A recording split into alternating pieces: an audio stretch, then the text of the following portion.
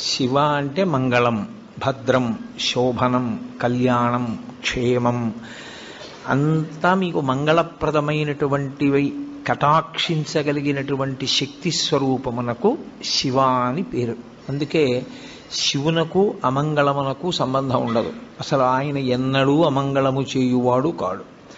ఎప్పుడూ మంగళం చేసేవాడెవరో, ఎప్పుడూ భద్రాన్ని చేకూర్చేవాడెవరో, ఎవరి అనుగ్రహం చేత శుభ పరంపర మనకి కలుగుతుందో అటువంటి మహానుభావుణ్ణి శివ అని సంకేతిస్తాం. శివునకు ఒక రూపము కాదు, యథార్థమునకు అసలు పరమేశ్వరుడికి ఒక రూపం ఉంటే కదూ. కోటేశ్వరరావు అంటే ఏదో ఒక రూపంతో ఉంటాడు. పరమేశ్వరుడికి అలా ఒక రూపం ఉండదు.